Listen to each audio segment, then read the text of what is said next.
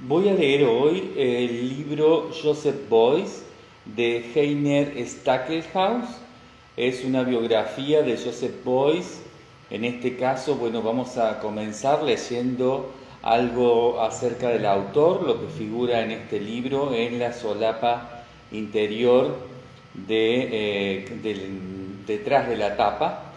En este caso dice Heiner Stackelhaus, nacido en 1930, periodista, escritor, trabaja desde 1969 como redactor de cultura y crítico de arte de la NRZ de Hessen, y desde 1977 a 1979 se dedicó a la enseñanza en las cátedras Arte Actual, Arte y también Arte y Público en la Universidad de Hessen.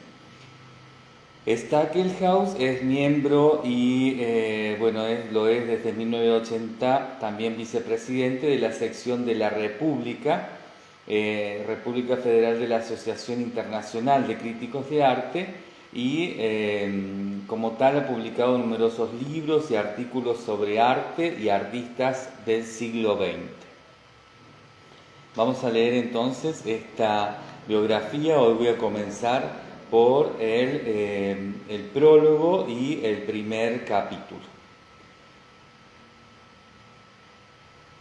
Vamos a leer antes los legales del libro. El título original es Joseph Beuys. La primera edición fue en febrero de 1990. Esta edición es para su traducción, ¿no?, a la lengua española en la editorial Parsifal Ediciones. Esto es una editorial de Barcelona. Aquí, bueno, están todos los datos, digamos, del editorial, y también aparece el año en que se publicó originalmente, que fue el año 1987. Se publicó en la Klassenverlag GmbH de Düsseldorf. Esto es una editorial alemana. Bien, vamos a ir entonces con el prólogo de este libro. Dice lo siguiente. Prólogo. Conocí a Joseph Beuys en 1966. Pronunció en el Grillo Gymnasium de Gelsenkirchen una conferencia sobre fluxus y happening, y a continuación discutió con los alumnos. A partir de entonces tuve frecuentes entrevistas con él y conversaciones siempre interesantes y esclarecedoras. En ocasiones incluso en su casa de Darke Platz en Düsseldorf Oberkassel. Este libro no podría concebirse sin la discusión que sostuve con Beuys hace ahora más de 20 años, y en ello, naturalmente, también desempeñan un papel importante los aspectos críticos. Apenas puede abarcarse cuánto se ha escrito acerca de Beuys. Ningún otro artista después de la Segunda Guerra Mundial ha ocupado tanto espacio en la opinión pública. Los juicios que se han vertido sobre él presentan una escala de valores que van desde el charlatán hasta el de genio. La intención de este libro es presentar al lector la vida y la obra de Joseph Beuys de la forma más comprensible posible. Esto quiere decir que yo, salvo unas pocas excepciones, he renunciado en gran medida a las interpretaciones y análisis propios y ajenos. La influencia de Beuys debe descubrirse primordialmente a partir de su modo de pensar y de obrar. Para una vasta exposición y valoración de la obra artística se requieren aún muchos estudios. Mi estructuración a base de las fases biográficas y artísticas esenciales debe contribuir a hacer más transparente un tema en sí difícil. Esta exposición y valoración de la obra artística de Joseph Beuys. En la preparación de este libro me ayudaron, junto al estudio de la literatura correspondiente, anotaciones escritas de mis conversaciones con Beuys, además de algunos valiosos datos aportados por personas que estuvieron en contacto personal con el artista. Pero fue decisivo para la publicación de este libro la aprobación de Eva Boyce y la forma como me alentó en mi tarea y me ayudó a comprender mejor a Boyce en varias y extensas conversaciones que sostuvimos. Por esto tengo contraída una gran deuda de gratitud con esa señora y también con sus hijos, Wenzel y Jessica. También he de dar las gracias de un modo especial a los hermanos Hans y Franz Joseph van de Grinten, amigos y coleccionistas de Boyce, asimismo a Erwin Herrich, que como profesor de academia y artista fue siempre para Boyce un colega comprensivo y leal. También al zoólogo Heinz Sielmann, que profundizó en Boyce su amor a la naturaleza y fomentó su talento por las ciencias naturales. Todos ellos me suministraron en largas conversaciones nuevos aspectos de la vida y de la creación artística de Boyce.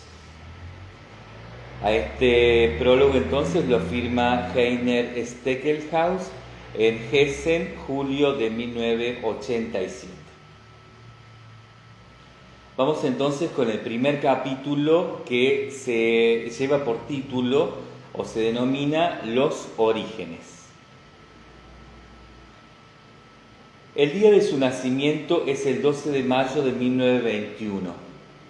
El lugar de nacimiento es Krefeld, no Klipp, como afirma el propio Joseph Boyce en el currículum de su vida y obra, camuflado de índice de exposición en 1964. La razón por la cual vio Boyce la luz de este mundo en Krefeld es sencilla. 2 puntos. El médico de la familia no quería que la madre, Johanna Boyce, cuyo apellido de soltera era Hulsermann, se expusiera a los peligros de un parto en su domicilio y por esto le envió a la clínica ginecológica de Krefeld. Pero Boyce es naturalmente de Klepp. En Klepp va al instituto, tiene allí su primer estudio de artista después de la guerra. No pueden demostrarse incluso dotes artísticas ni en la familia del padre ni en la familia de la madre de Boyce. Los antepasados proceden de Holanda. El padre de Boyce era comerciante. En Rindern, una pequeña localidad cerca de Klepp, el padre de Boyce, era director comercial de una sociedad lechera que, una consecuencia de la crisis económica mundial en ese momento, tuvo que interrumpir su actividad en 1930.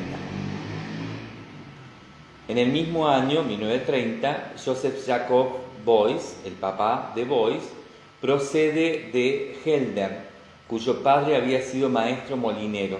Fundó con su hermano en Rindern un comercio de harina y forraje. Esto significaba que la familia debía mudarse de Klepp a Rindern. Durante la guerra, el padre de Boyce estuvo trabajando allí en la administración municipal. Murió en 1958.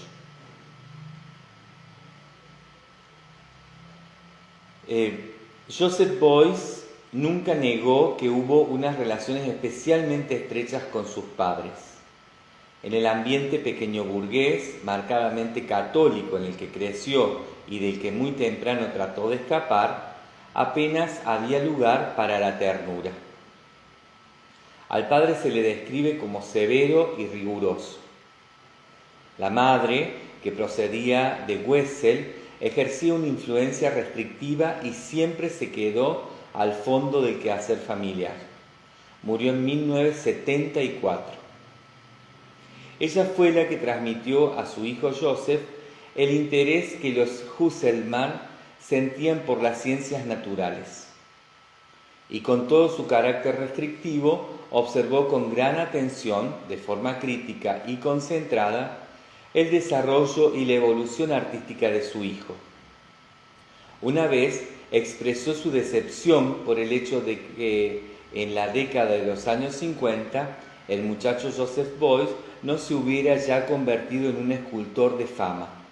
Por lo demás, los padres hablaban el dialecto del Bajo Rin, lo mismo que también lo hacía de la misma manera Joseph Beuys, el cual gustaba sobre todo de las expresiones enérgicas. Se refiere esto, ¿no?, a este dialecto del Bajo Rin que gustaba de estas expresiones enérgicas. En Rindern y en Kleve, entre vecinos y amigos, incluso cuando ya hacía tiempo que era conocido y famoso, a Beuys le llamaban Dat Schubken. Cuando tenía 12 años, plantó un sauce llorón delante de la casa de sus padres en Rindern. Dat Schubken era un niño muy travieso. Prefería trepar por el canalón y entrar en casa por la ventana en vez de hacerlo por la puerta, por ejemplo. Y Dat Schubken solía bajar velozmente con la bicicleta por las escaleras del Instituto de Kleve, con lo cual daba pruebas de su habilidad artística. El alumno Beuys siempre estaba a punto para bromas originales, y lo curioso es que esto no representaba para él inconveniente alguno. Los profesores e incluso el director de la antigua Hindenburg Oberschule de Kleve, actualmente el Freiherr von Steen Gymnasium, extendían sobre él su protectora mano.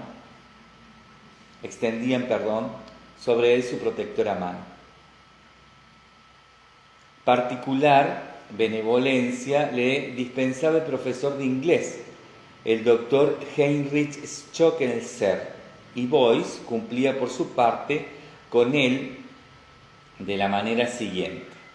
Schockenser, al que como soldado en la Primera Guerra Mundial a causa de una grave herida tuvieron que amputarle ambas piernas y desde entonces llevaba una prótesis, iba por la mañana a la escuela con un triciclo motorizado. Beuys y unos condiscípulos solían ir a esperarle en una determinada esquina y con sus bicicletas acompañarle hasta la escuela. Beuys era el más animado y alegre en la ceremonia matinal de saludo y naturalmente el guía de la escolta. En 1946 se encontraron por primera vez en casa de Schockenser, Beuys y los hermanos Hans y Franz Joseph van der Grinten, a la sazón todavía alumnos de la Hindenburg Oberschule. Ninguno de ellos sospechaba la íntima y trascendental relación que iba a desarrollarse entre aquellos hijos de campesinos de Kenneburg y nuestro Joseph Beuys. El tiempo transcurrido en el Instituto de Kleve no fue en modo alguno glorioso para Beuys. Era un espíritu inquieto, pasó un año antes de terminar el bachillerato, yendo de aquí para allá con un pequeño circo ambulante, por ejemplo. Trabajó como peón de albañil, hombre anuncio y cuidador de animales. Los padres estaban desesperados. Finalmente le pudieron localizar, lo pudieron ubicar junto al Alto Rin, donde estaba instalado el circo que Joseph Beuys llevaba, y lo llevaron de regreso a casa un día que se había perdido. Al padre le consolaba que su hijo Joseph había abandonado la Oberschule. Esto le constaba en ese momento, y lo que más le habría gustado sería haberlo podido colocar de aprendiz luego en la fábrica de margarina existente desde 1888 en Kleve, cuyo producto principal llevaba el nombre de Schwamm im Blauenband, que significa cisne en banda de azul, conforme en este caso al animal heráldico de los condes de Kleve. Pero bueno, al joven Beuys que salió de allí con un ojo morado, no le gustaba para nada este trabajo, ¿no? Aquí en la fábrica de margarina. Tuvo algunos pleitos y nuevamente se aprovechó de la benevolencia de los profesores del instituto y fue relegado a una clase inferior, o sea, lo volvieron de año para poder terminar de esa manera el bachillerato, en este caso en 1940. Constituye una pequeña ironía del destino el hecho de que posteriormente la margarina habría de desempeñar para Boyce un papel importante de una manera completamente diferente. En este caso, esto nota mía, podríamos decir que se refiere a lo que nosotros llamamos grasa, ¿no? Lo que después llamamos grasa dentro de la obra de Boyce, que es uno de los elementos con los que trabaja muchas de sus obras paradigmáticas. El Bajo Rin, continúo con el texto. El Bajo Rin, con su paisaje llano y anchuroso, con sus historias, mitos y leyenda, dejó sobre Boyce una impronta tan marcada como la pequeña ciudad de Clèves, que en la actualidad cuenta con 45.000 habitantes. Desde 1242 posee derechos municipales y desde 1056 es la sede de los condes de Clèves y desde 1417 de los duques de Clèves. Los condes de Clèves traen su origen de Lohengrin, que significa el caballero del cisne, que según la leyenda medieval es el hijo de Parsifal, el rey del Grial. Que Boyce tenía predilección por los cisnes se evidencia de todo esto, ¿no? En sus primeros dibujos. Y digamos, en relación con esto, que también era muy sensible a los dramas musicales de Richard Wagner. Bajo el conde Johann Moritz von Nassau, la anticuada corte de Clèves fue transformada en una ciudad-jardín, a la sazón única en Europa. Johann Moritz fue en 1647 a 1670 gobernador brandenburgués de Clèves. Gozaba de una excelente fama como botánico y especialista en jardines e incluso asesoró al rey francés Luis XV, el Rey Sol, en estos temas, ¿no? En temas de jardines. Este Johann Moritz von Nassau, que después de su muerte fue sepultado en una tumba junto a una arboleda con vistas al Johannesburg de Clèves y posteriormente se le trasladó al mausoleo de los príncipes de Siegen, había mandado colocar monumentos conmemorativos en los puntos cruciales de las avenidas de Clèves, así como también en 1653 hizo poner al final de la avenida de Nassau, Gotcher Landstraße, ¿no? Este es el nombre de la avenida, hizo poner algo que se llama el Hombre de Hierro, una especie de escultura, ¿no? Que podemos llamar en realidad una intervención dentro de esa calle. Precisamente aquí se situó con posterioridad la parada en la que Joseph Beuys, cuando era escolar, esperaba regularmente el tranvía para trasladarse a la parte alta de la ciudad.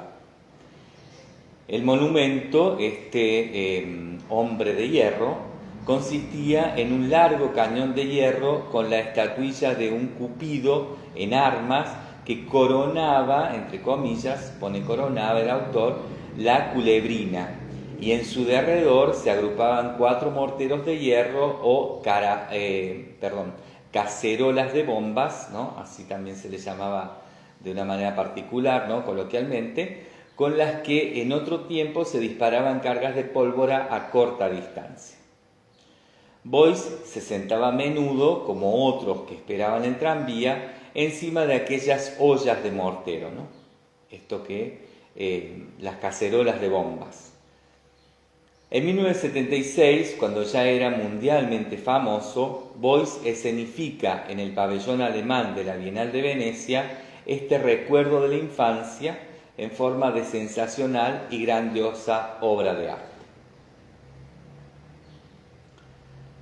En Clèves y sus alrededores había también otras fuentes de experiencia y de cultura para Joseph Beuys. Hubo sobre todo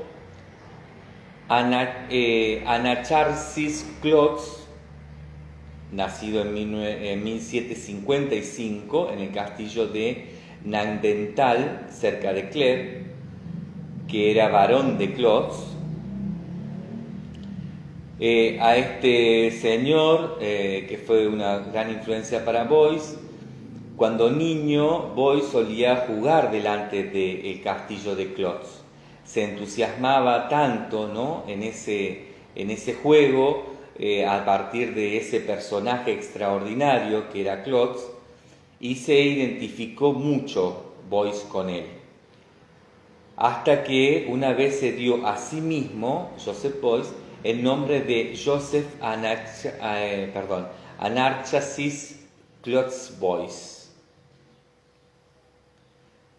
Recordemos que este señor al que refería Beuys, vuelvo a leerlo, es difícil, se llamaba Anarchasis Clots, ¿no? Por eso, entonces Beuys se da a sí mismo el nombre de Joseph Anarchasis Clots Beuys. Clots apareció en París en 1776, tomó el nombre de Jean-Baptiste Duval de Grèce y durante la Revolución Francesa, se le pudo encontrar en las filas de los jacobinos. En la Convención Nacional se presentó como orador del género humano, así lo indica el autor, entre comillas, y salió a luchar contra los girondinos. Entregó además a la Asamblea Nacional Francesa, esto lo pone también entre comillas, en nombre de todos los pueblos, un escrito de acción de gracias por la abolición de la tiranía, y abogó por la profanación de las iglesias, también declarando los ideales de la revolución como ideales generales de la humanidad, con lo cual se hizo reo de agitación antinacionalista. Así, en 1794, Clots fue detenido como agente extranjero, acusado de traidor de la revolución, y por orden de Robespierre fue ejecutado en la guillotina el 24 de marzo de 1794.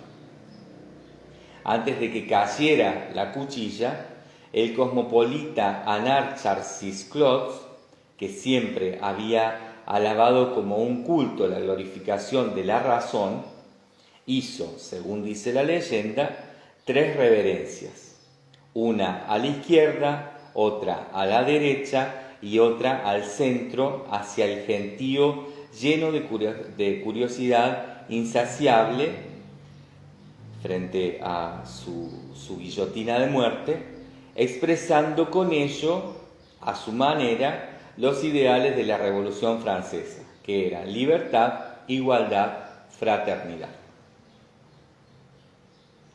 Grande fue entonces la influencia del paisaje del Alto Rin para Joseph Beuys. Las aventuras del muchacho Beuys en la naturaleza libre quedaron grabadas intensamente en su memoria hasta en los menores detalles, y siempre hablaba de ellas entusiasmado. Como prueba de su capacidad de recordar, llamaba la atención, bromeando, hacia el hecho de que podía mirar retrospectivamente hasta su más tierna niñez de un año y medio de edad. Él decía que podía volver hacia ahí, ¿no?, hacer una regresión hasta ese momento en que tenía 1 año y medio de edad. Dice que en aquel entonces, estando tumbado en el suelo sobre la espalda, percibió las nubes y el azul del cielo como algo completamente maravilloso. Boyce recordaba también que siendo adolescente iba durante años de un lado a otro como un pastor de ovejas, con un verdadero cayado de pastor, una especie de palo bastón, que en su época de actividad artística se convierte en cayado de Eurasia, entre comillas pone esto el autor, ¿no? Ya sabremos después que este es el nombre de una de los elementos, digamos, ¿no? Con los que también Boyce va a trabajar durante mucho tiempo dentro de su obra.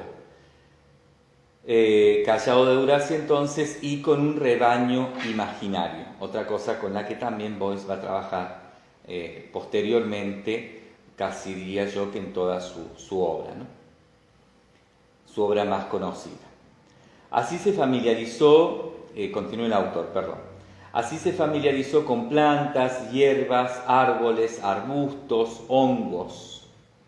Anotaba sus observaciones en borradores. Formó en casa de sus padres una colección botánica e incluso estableció allí un pequeño zoológico. Pues siempre andaba a la caza de ratones, ratas, moscas, arañas, atrapaba peces y ranas, y con sus compañeros de juegos constituía y construía tiendas de campaña y laberintos subterráneos en los que exponía todo el botín capturado. Cuadros como Gengis Khan o Guía de los Ciervos, que posteriormente surgieron en su obra, los remonta Boyce a esa intensa fase de impresiones infantiles. El interés por la naturaleza y por los problemas de las ciencias naturales fue en aumento. El estudiante de bachillerato Boyce ya dispone en ese momento de un laboratorio en su casa. Además, estudia violonchelo y piano. En la orquesta de la escuela toca el violonchelo. 3 años antes de terminar el bachillerato, conoce al escultor Archil Modgard, de Kleve, el cual está influenciado por artistas como Constantin Meunier o Georges Mine. Boyce visita con frecuencia a Modgard en su estudio, pero es más importante, incluso yo diría, dice el autor, ¿no?, que decisivo, cómo se verá posteriormente para su propia creación plástica todo esto en torno al primer encuentro con la obra del escultor Wilhelm Lehmbruck.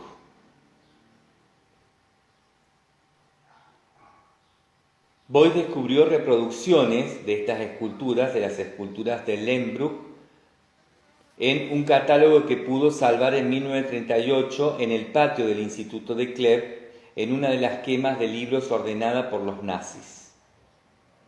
También sacó del montón de libros una obra de Thomas Mann y el Systema Naturae del famoso naturalista sueco Carl von Linné. Boyce, evidentemente en contradicción con sus padres, que eran católicos, perteneció a la organización de las juventudes hitlerianas, confesando más tarde que en su juventud aprovechó la ocasión de cometer excesos, con lo cual quería manifestar que aquella época seductora respondía a su temperamento inquieto. Pero en su biografía, Joseph omitió esta fase de su desarrollo. Sin embargo, una cosa es segura: el descubrimiento de Lehmbruck lo marcó profundamente. Lo asimiló intensamente y lo manifestó como algo precioso cuando el 12 de enero de 1986, 11 días antes de su muerte, de la muerte de Boyce, hizo constar su agradecimiento a su gran modelo en ocasión de la concesión del premio que le dieron a Joseph Boyce, el premio Wilhelm Lehmbruck de la ciudad de Duisburg. El estudiante de bachillerato Joseph Boyce, aquel joven bien dotado para las ciencias naturales y aspirante a estos estudios, estos estudios, supo instintivamente, cuando vio las reproducciones de obras de Lehmbruck, que ya no abandonaría nunca aquella antigua experiencia. A la edad de casi 65 años, luego, gravemente enfermo ya y siendo mundialmente famoso, Beuys encontró palabras muy conmovedoras para aquel maestro Lehmbruck que conoció en su adolescencia. Beuys resumió varios encuentros con la obra y la biografía del maestro. En ese agradecimiento mencionó un librito que casualmente encontró en alguna parte y en el que descubrió una escultura de Lehmbruck. Entonces, dice Beuys en ese agradecimiento, fue consciente de esto. Entre comillas, estas son las palabras de Beuys, dice: escultura. Con la escultura hay que hacer algo. Todo es escultura. Casi me gritaba aquel grabado. Todo es escultura. Y en el grabado vi una antorcha, vi una llama y oí: protege la llama. Hasta aquí la cita de Beuys. Continúa el autor de este libro. Posteriormente, dijo Beuys, cuando inspirado por la experiencia de Lehmbruck en lo relativo a la escultura, tomó su estudio de escultor en Düsseldorf. Cuando lo armó, se preguntó a sí mismo si algún otro escultor, Hans Arp, por ejemplo, o Picasso, o Giacometti, o cualquier Rodin, pone aquí el autor entre comillas, habría sido capaz de suscitar en mí esta decisión, dice Beuys, ¿no? Esto lo pone entre comillas, citando a Beuys, quien dice si estos otros escultores no habrían sido capaces de suscitar en mí esta decisión, ¿no? Esta decisión de dedicarse a la escultura de esta manera, como lo indicaba su maestro Lehmbruck. La respuesta que da Beuys, y aquí otra vez lo cita literalmente el autor de este libro, en torno a este agradecimiento que le dedica a Lehmbruck 11 días antes de su muerte, cuando a Beuys le dan este premio, dice Beuys, en relación a esta pregunta que él mismo se hace, ¿no? Si podrían haber suscitado en él esta decisión sobre la escultura, y responde: no, porque la obra extraordinaria de Wilhelm Lehmbruck toca una situación límite del concepto plástico. Beuys comprendió profundamente a Lehmbruck. Su último discurso, este discurso antes de morir, en ocasión de recibir este premio, así lo atestigua con cada una de sus frases. Aquí el autor va a citar otras frases de ese discurso. Por ejemplo, dice: la tradición, que consiste en la experiencia de lo espacial, dice Beuys, en el cuerpo humano, él, o sea Lehmbruck, la lleva a un punto culminante que sobrepasa todavía a un Rodin. Hasta aquí la frase de Beuys. El autor del libro nos cuenta y dice: la frase de que la escultura lo es todo, que es sin más la ley del mundo, no fue ajena a Lehmbruck. Esto en relación a las frases de Beuys, ¿no? A las frases paradigmáticas, podríamos decir, dentro del discurso de Beuys durante los momentos más controversiales de su carrera. Con la escultura, continúa el autor del libro, con la escultura quiso expresar algo íntimo. Y dice, según Beuys, o sea, dijo Beuys, que sus esculturas no deben propiamente captarse de una manera visual. Se trata y refiere a las esculturas de Lehmbruck. Solo pueden captarse con una intuición, con lo cual los órganos de los sentidos, completamente diferentes, dice Beuys, hacen que a uno se le abra la puerta de la intuición, y esto es sobre todas las cosas, lo que oye, lo que siente, lo que quiere. Es decir, existen en su escultura, en la de Lehmbruck, categorías que jamás existieron anteriormente en la escultura. Todo esto sigue siendo parte del discurso de agradecimiento de Beuys a Lehmbruck. Continúa el autor de este libro. Cuando más tarde, dijo Boyce, pensó él en una creación plástica de material no solamente físico, sino también espiritual, fue empujado literalmente hacia la idea de la escultura social.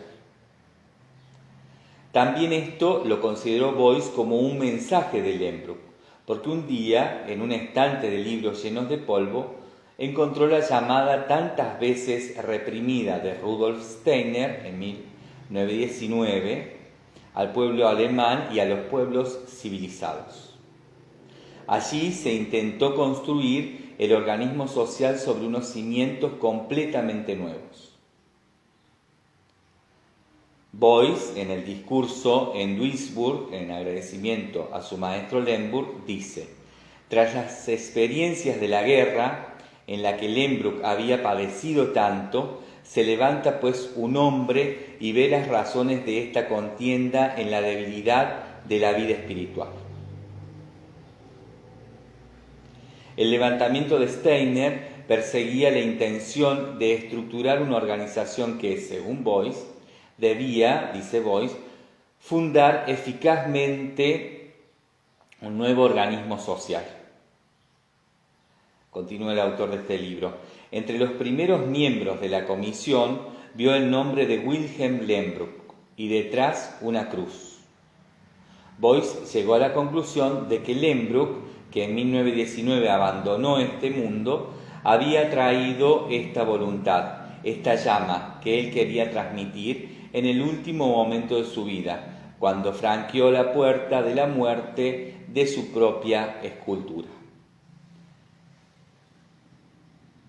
Boyce descubrió en este proceso, en todo esto, ¿no?, que va viendo a partir de todo el movimiento que se va creando a partir de Steiner, ¿no?, y de la participación de Lehmbruck en torno a toda este llamado, ¿no?, de Rudolf Steiner al pueblo alemán y a los pueblos civilizados, dice, ¿no? Va encontrando entonces todas estas razones y el autor va a seguir hablándonos un poco de esto en lo que nos cuenta aquí, digamos, en el próximo párrafo, algunas cosas que, vamos a ir explicando de a poco porque son bastante complejas de entender y es necesario que las podamos comprender ahora, creo yo, para después poder seguir adelante con el resto del libro, con estas cuestiones claras porque son realmente fundantes.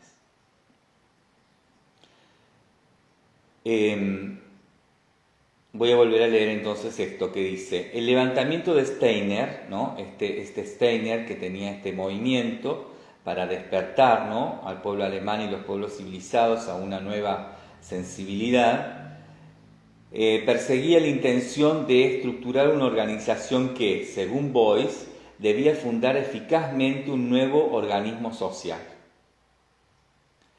Entre los primeros miembros de la comisión, ¿no?, vuelvo a leer, vio el nombre de Wilhelm Lehmbruck, ¿no?, su maestro, y detrás de él, de ese nombre, una cruz.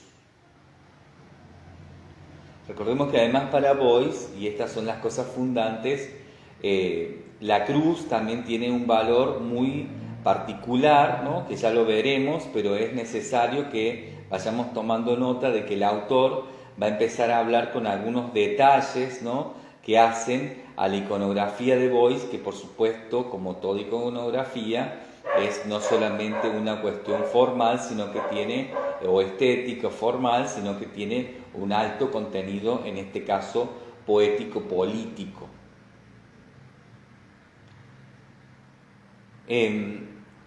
Entonces, vuelvo a decir, ¿no?, vio el nombre de Wilhelm Lehmbruck y detrás una cruz. Boyce llegó a la conclusión de que Lehmbruck, que en 1919 abandonó este mundo, ¿no?, que había muerto en ese año, había traído esta voluntad, esta llama que él quería transmitir en el último momento de su vida, cuando franqueó la puerta de la muerte de su propia escultura, ¿no? Es decir, Boyce habla de todo esto como una revelación casi en el último momento de la vida de Lehmbruck y que influye directamente, de manera muy fuerte, sobre el proceso de cambio que estaban planteando en ese grupo liderado por Steiner. En este caso, además, ¿no? Empieza a hablar también el autor aquí, citando la palabra de Boyce, sobre esta definición de la muerte, ¿no? Sobre algo también de lo que Boyce va a trabajar mucho en el resto de su obra, en el resto de su obra, en el resto de el tiempo, ¿no? De su carrera como artista, de su profesión. Boyce descubrió, continúa el autor de este libro, diciendo, Boyce descubrió en este proceso algo que se corresponde exactamente con la actualidad. 2 puntos. Aquí cita a Boyce que dice, allí encontré la transmisión de la llama en un movimiento que también hoy es necesario y que también hoy muchas personas deberían percibir como una nueva idea básica para la renovación de la totalidad social, que lleva a la escultura social. Sabemos que esto interpretación mía, ¿no? Agrego que, bueno, sabemos que una de las bases fundamentales sobre la teoría temprana más conocida de Boyce es esta, ¿no? La de la escultura social, y es muy importante poder ver aquí, ¿no? La base o uno de los posibles lugares más claros, los lugares concretos de donde aparece esta noción, ¿no? A esto Boyce, por supuesto, lo está diciendo en el homenaje a Lehmbruck, ¿no? O sea, ya en tiempos previos, ¿no? Casi a su muerte, 11 días antes, es decir, Boyce está revisando, habiendo desarrollado su carrera, habiendo desarrollado su discurso, habiendo de alguna manera impuesto sus ideas en el mundo del arte, en el mundo político, etcétera, en el mundo de las ciencias, de la preservación de la naturaleza y demás. Y como sabemos, Boyce además era un gran manipulador de la verdad. Podríamos decir que era un gran post-verdádico, que, bueno, es muy probable que a esto tengamos que tenerlo todavía entre comillas hasta poder avanzar sobre este libro, sobre esta biografía, para poder tomar nociones más claras de si esto fue así realmente, o Boyce encuentra en aquella noción de los últimos días de Lehmbruck dentro del movimiento de Steiner, con estas palabras, encuentra una razón posible, ¿no?, de justificar algunas cosas que siempre fueron muy controversiales, y Boyce se encargó de justificar de muchas maneras, ¿no? Hay muchas justificaciones, hay muchos orígenes, hay muchas maneras de comprender de dónde viene, de dónde proviene esto de la escultura social dicha por el propio Boyce.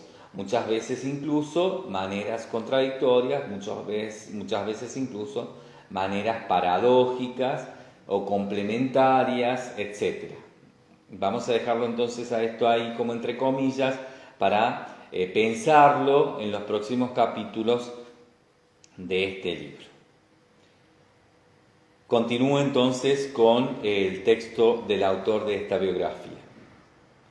Con este bello homenaje a Wilhelm Lehmbruck, proclamó Boyce su convicción de que la escultura de Lehmbruck aboga por la ampliación del concepto de espacio, convirtiéndolo en concepto de tiempo y calor. En este sentido, según él, nos transmitió la llama.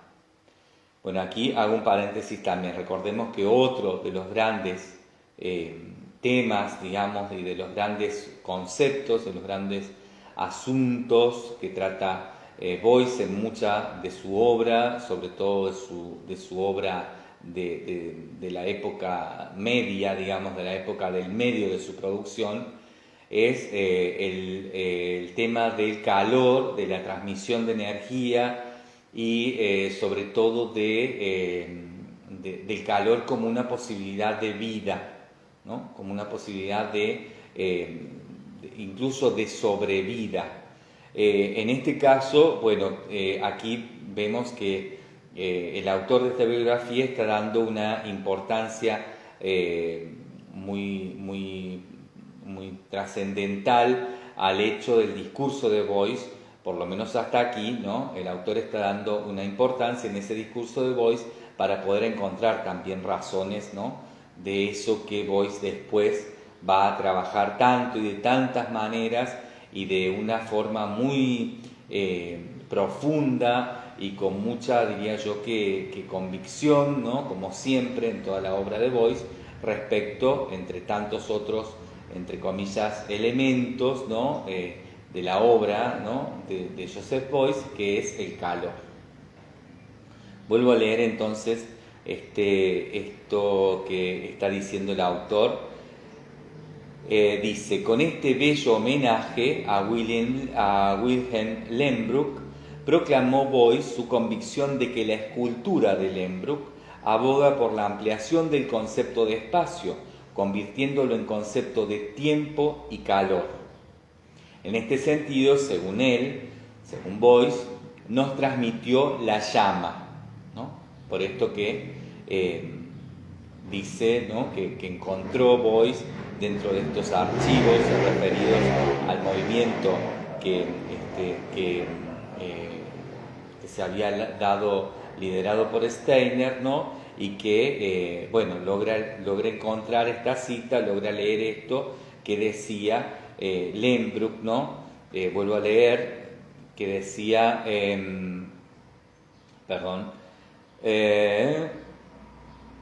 allí encontré la transmisión, dice Boyce en realidad, ¿no?, que allí en estos escritos de Lehmbruck, dentro de este mundo, digamos, que se empezaba a armar a partir, ¿no?, de este movimiento liderado por Steiner, dice: allí encontré la transmisión de la llama, ¿no?, en relación al calor, en un movimiento que también hoy es necesario y que también hoy muchas personas deberían percibir como una idea básica, ¿no?, el calor, para la renovación de la totalidad social que lleva a la escultura social.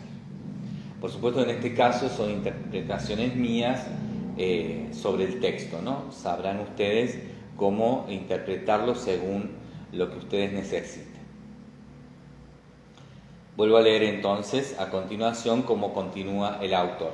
Con este bello homenaje a Wilhelm Lehmbruck, proclamó Boyce su convicción de que la escultura de Lehmbruck aboga por la ampliación del concepto de espacio, convirtiéndolo en concepto de tiempo y calor.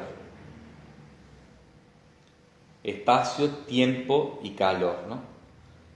Sería espacio / inclinado sobre espacio, tiempo, calor.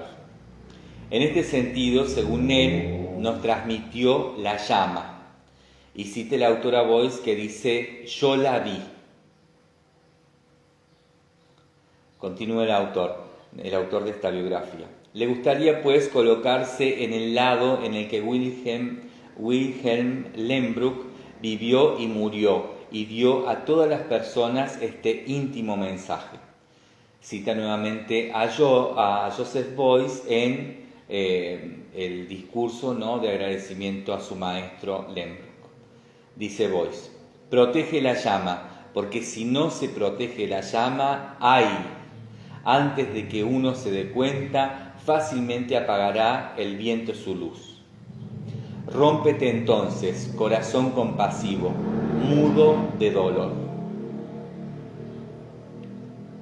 Continúa el autor de la biografía. Y Joseph, dice el autor, puso fin a su discurso, que hizo el efecto de un testamento, diciendo: no quisiera suprimir de la obra de Wilhelm Lehmbruck aquello que tiene de trágico, ¿no? Por esto, ¿no?, claramente poético y tan dramático, si se quiere, ¿no?, efectivamente dramático, que dice Boyce, ¿no?, en relación a esto de rómpete entonces, corazón compasivo, mudo de dolor. Continúa entonces el autor de la biografía.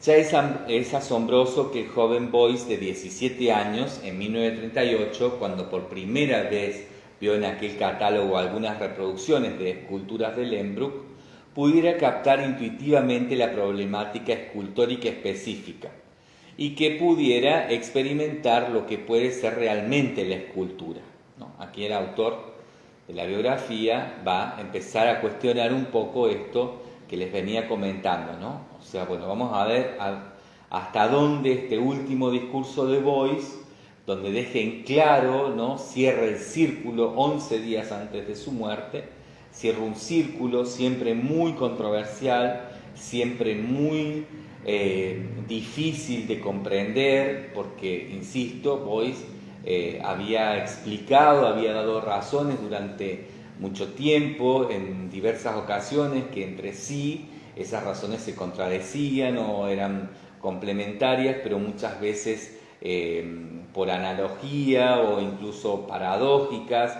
Entonces, Boyce aquí lo que hace es lograr una síntesis muy compacta y también seguramente que, por lo menos desde el punto de vista de la historia en general, una de las síntesis más fuertes, ¿no?, dentro de lo que es el discurso de Boyce para todas estas estructuras, elementos, materiales y demás que hacen a la esencia de la obra más fuerte de Boyce durante toda su carrera, ¿no?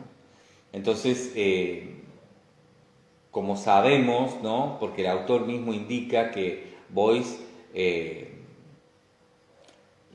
desde el momento en que filtra, digamos, una biografía en algún momento, digamos, ¿no?, de sus inicios de carrera y la filtra dentro del sistema del arte, indica que su nacimiento es en un lugar que no lo es, por diversas razones que son suficiente justificación, ¿verdad? Pero no obstante, vemos que Joseph Boyce siempre manejó la verdad en torno a lo que para él era lo que definía, según sus intereses, aquello verdadero como verdad, ¿no?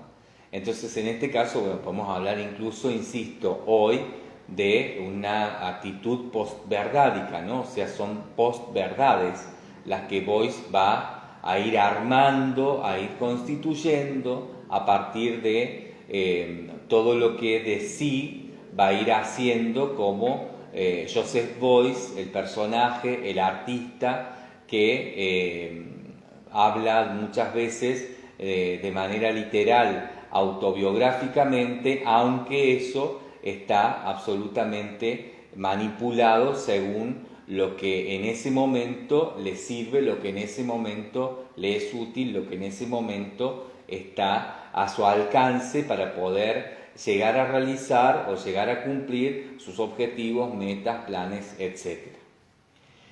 Como conocemos a Boyce, como el autor conoce a Boyce en toda esa faceta, bueno, va a también ir dándonos, ¿no?, cuenta de ciertas cosas que Boyce dijo, hizo o que documentalmente podemos encontrar dentro de la historia, ¿no?, de la historia del arte referida a Joseph Boyce, y que no obstante hay que mirar con ojos preguntones, con ojos cuestionadores, porque es muy probable que allí tengamos distintas posibilidades transversales que Boyce utilizó, que son muy importantes de detectar, no para determinar si Boyce dijo la verdad o no, sino para ver por qué razón manejó de tal o cual manera los hechos de tal o cual forma, digamos. Leo entonces nuevamente este párrafo y continúo con la última parte ya de este primer capítulo. Dice el autor de esta biografía: ya es asombroso que el joven Boyce, de 17 años, en 1938, cuando por primera vez se vio en aquel catálogo, se encontró, ¿no?, vio en aquel catálogo algunas reproducciones de esculturas de Lehmbruck, pudiera captar intuitivamente la problemática escultórica específica, ¿no?, a la que refiere en todo este último discurso, y 11 días antes de su muerte, y que pudiera experimentar lo que puede ser realmente la escultura, ¿no? Continúa el autor de esta biografía. Y para redondear esta relación, Lehmbruck-Beuys, ¿no?, la relación Lehmbruck-Beuys, de la cual además han hablado muchos autores, ¿no?, hay una relación ahí, tanto también como Steiner-Beuys, no deja de tener gracia el hecho, dice el autor de esta biografía, no deja de tener gracia el hecho de que el camino seguido por ambos presente algunas semejanzas.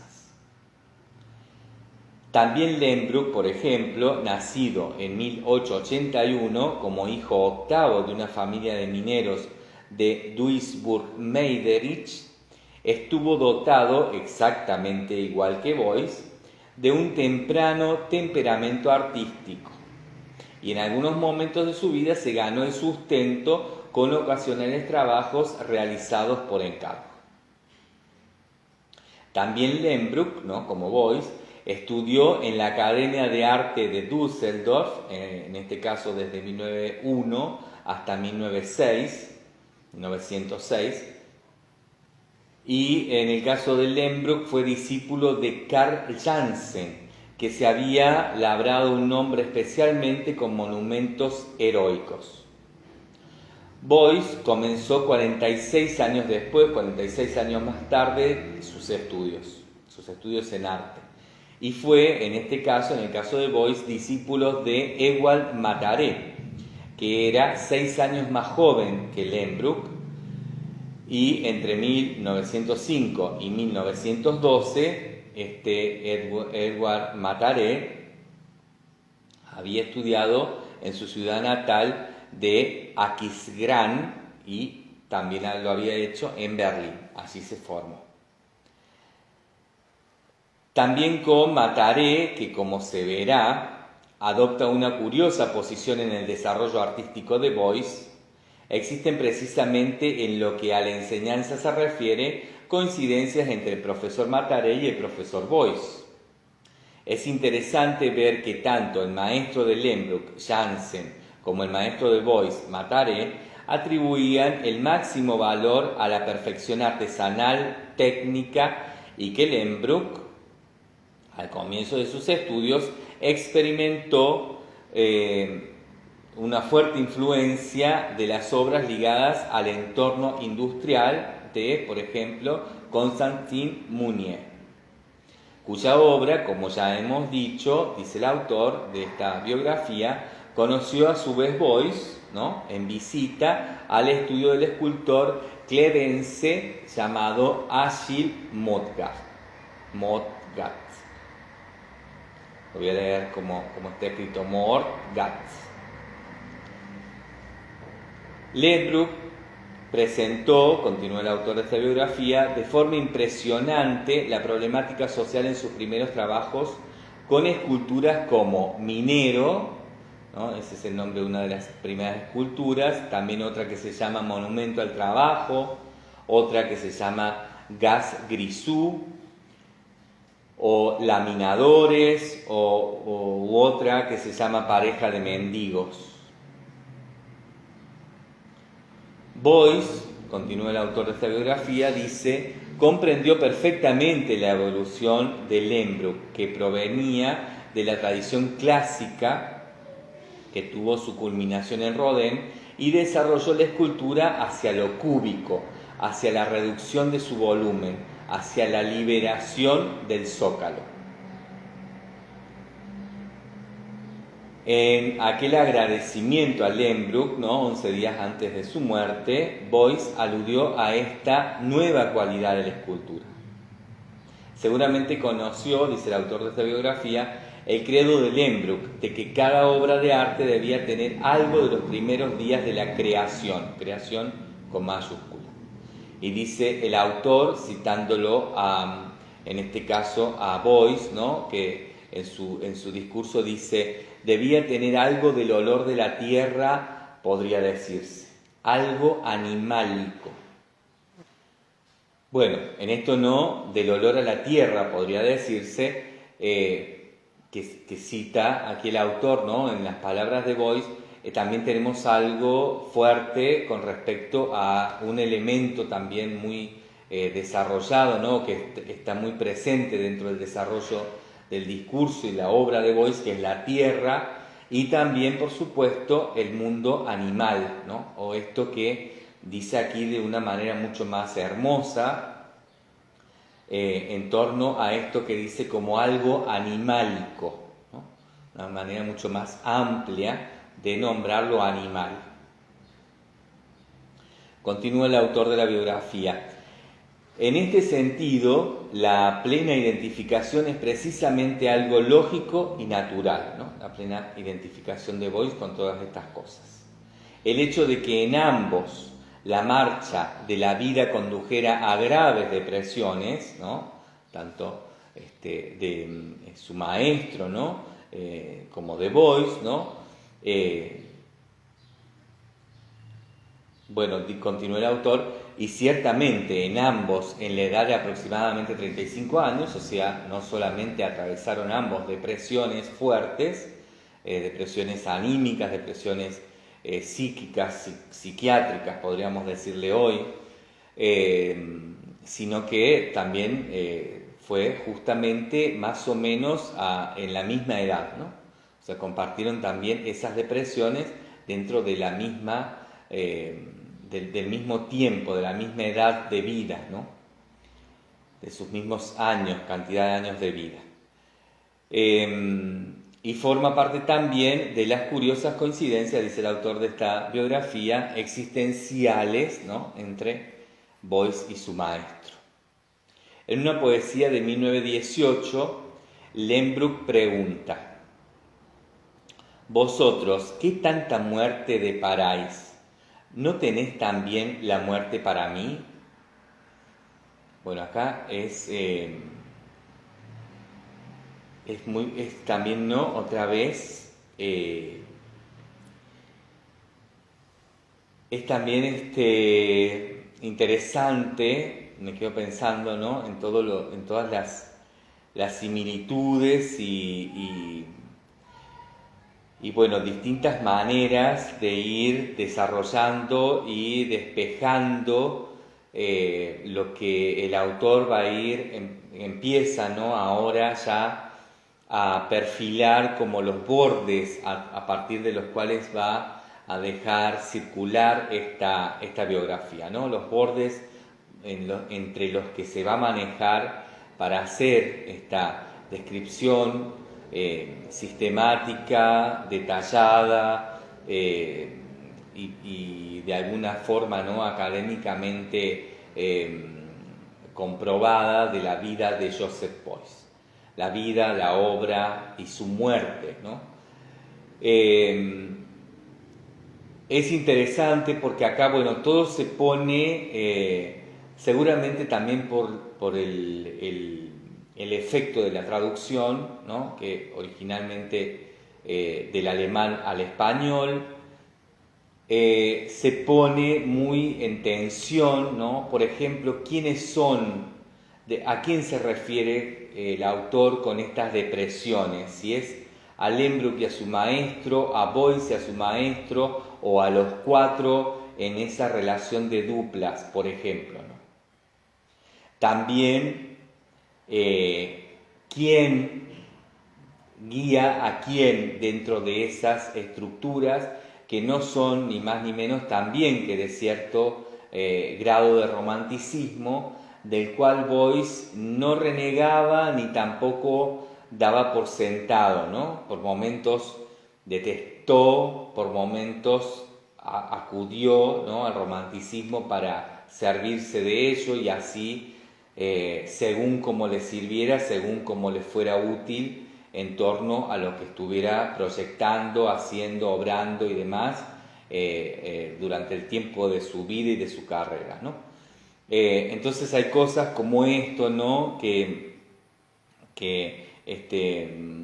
pregunta, ¿no? Lehmbruck en esta poesía de 1918 citada aquí por el autor, que dice: vosotros que tanta muerte deparáis, ¿no tenéis también la muerte para mí? ¿No? Deberíamos también acentuar la fecha, ¿no? 1918. Entonces se está hablando de una muerte, ¿no? Relativa ya a todo lo que se estaba viviendo contextualmente y que se vendría, ¿no? En una especie de olfato de ese zeitgeist, ¿no? de ese espíritu del tiempo sobre la idea de las guerras mundiales, ¿no?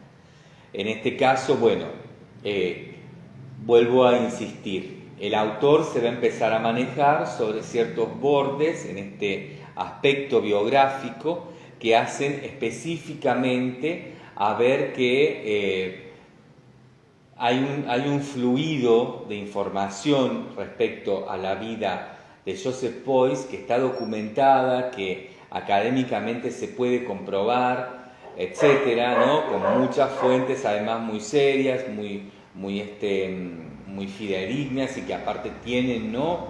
Están los documentos en sí, en un montón de aspectos, ¿no? Porque además la vida de Beuys está ampliamente documentada en muchísimos aspectos, ¿no? No solamente sus propios archivos, no solamente, por ejemplo, los archivos de la prensa, de la crítica, de la historia del arte, sino por un montón de otros tipos de archivos, ¿no?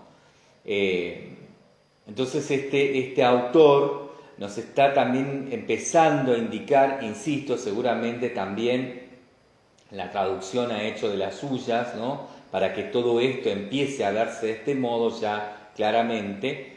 Cito esto porque luego en el libro va a ser clave, unos bordes donde va a circular esta noción biográfica acerca de Joseph Beuys, que marcan, digamos, claramente una situación de espejos, ¿no? Son unos bordes que marcan un infinito posible para todo lo que va ahí adentro, ¿no? Son unas especies de bordes invisibles, refractarios, digamos, ¿no? Es una percepción también muy afín a cierto tipo de biógrafos y a ciertas maneras, ¿no? De escribir, bueno, primero que nada de investigar, de estudiar, de plantear tesis y de comprobar o de llegar, digamos, al resultado final en torno, digamos, a la escritura de una biografía.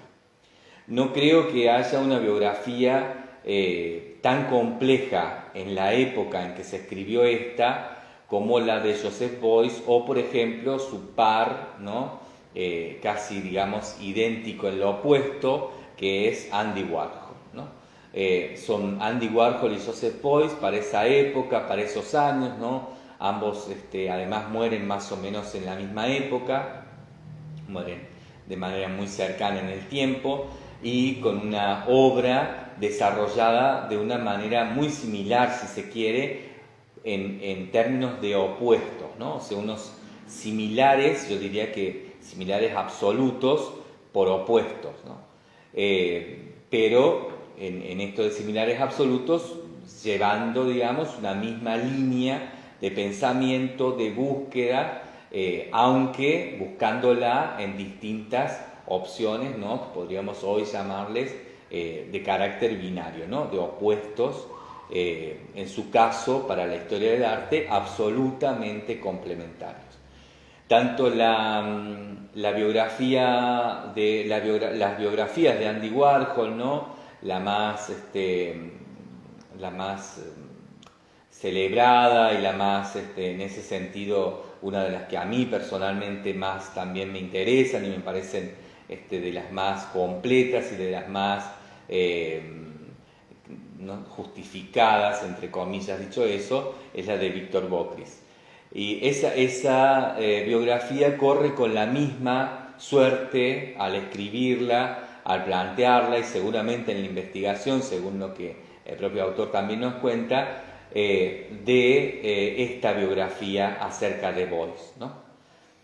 Es decir, es una época donde son los años 80, donde también finales de los años 80, ¿no? Donde, bueno, todo también ha empezado a ser construible en torno a esa noción de la verdad de una manera mucho más, yo diría que descarada, en torno a lo que venía siendo la intención de la verdad académica hasta finales de los años 70, en lo más tradicional, incluso podría decirse rancio, de las disciplinas que, bueno, tenían a su cargo las biografías de los artistas, ¿no?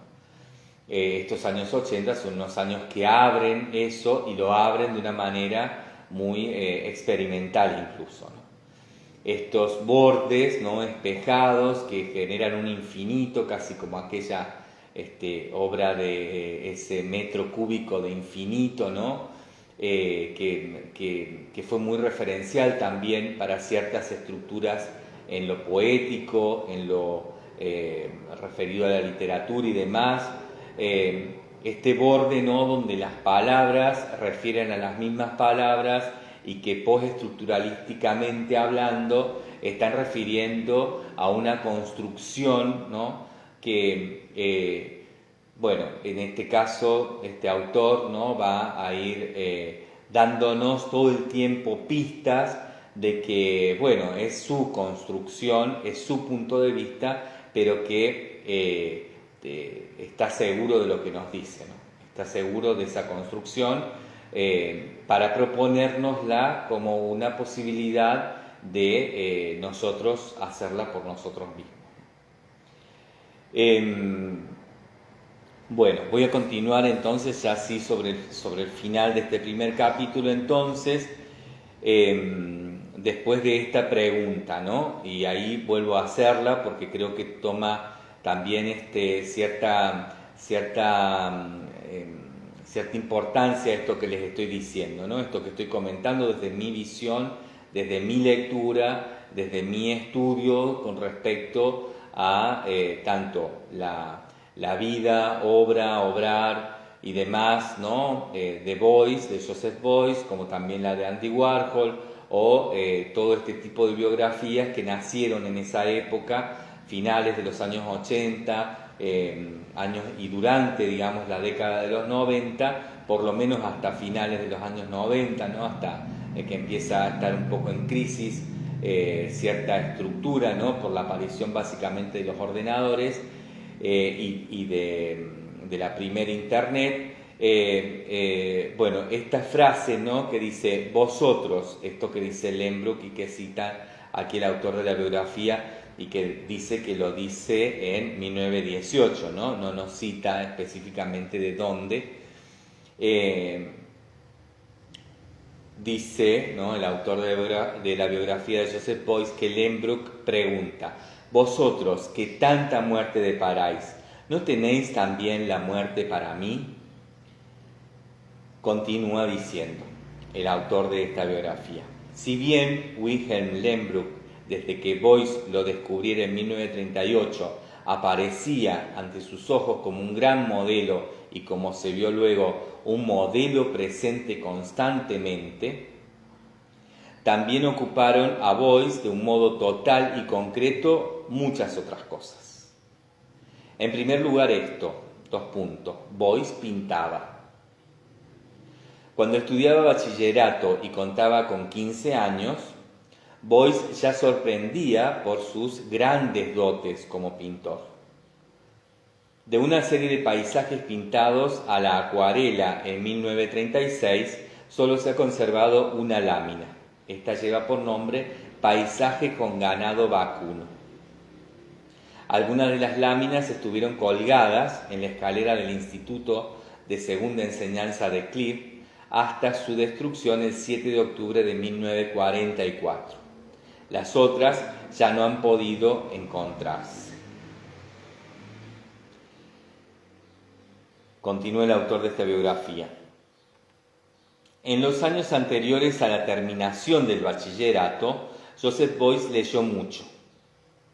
Leyó Goethe, Schiller, la literatura romántica, ¿no?, Hölderlin, Novalis, los escritores escandinavos, Hamsun sobre todo.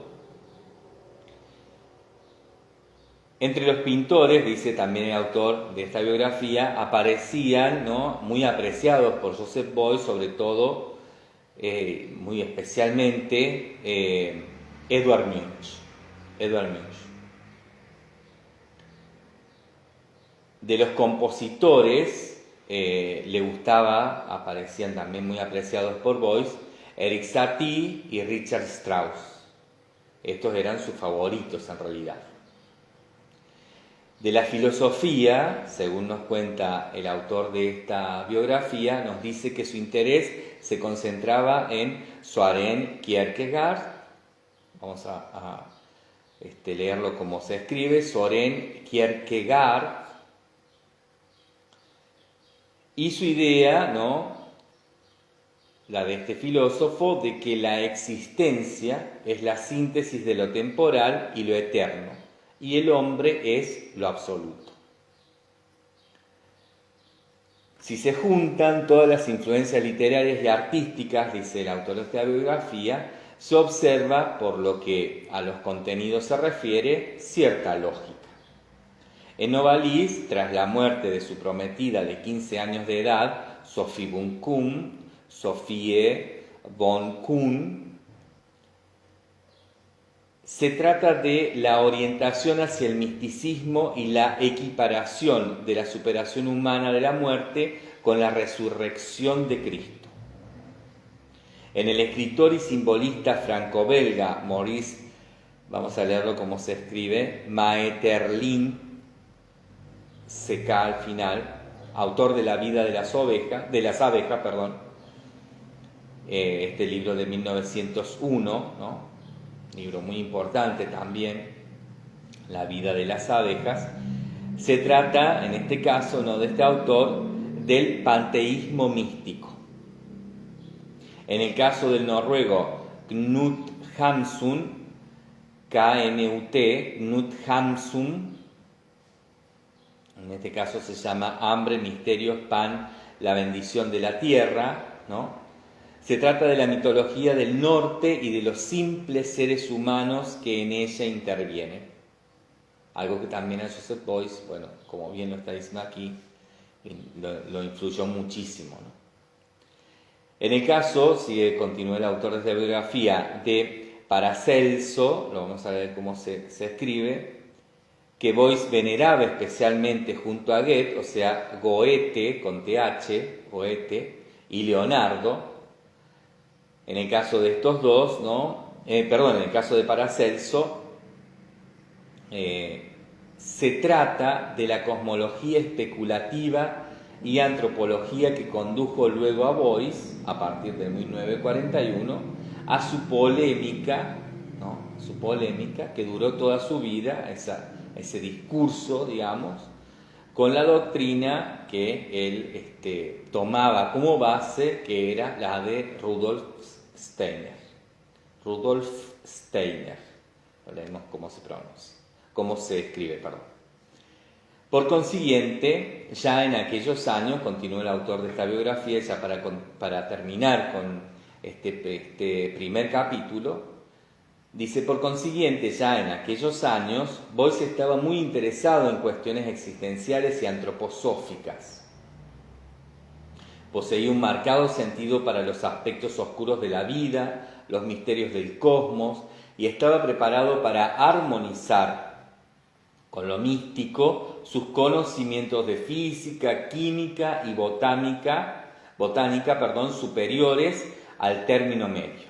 Es decir, Beuys conoció un poco más que lo que la gente en común, digamos, conocía acerca de física, química y botánica, ¿no?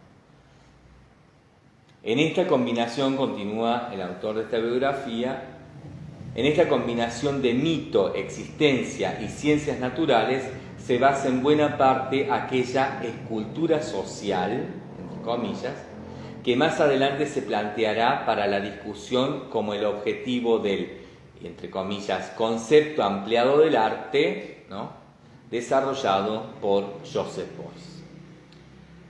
Vamos a leer que es el último párrafo de este primer capítulo de esta biografía. Lo vamos a volver a leer para dar ya cierre a esta primera lectura de audiolibro. Por consiguiente, ya en aquellos años, Boyce estaba muy interesado en cuestiones existenciales y antroposóficas.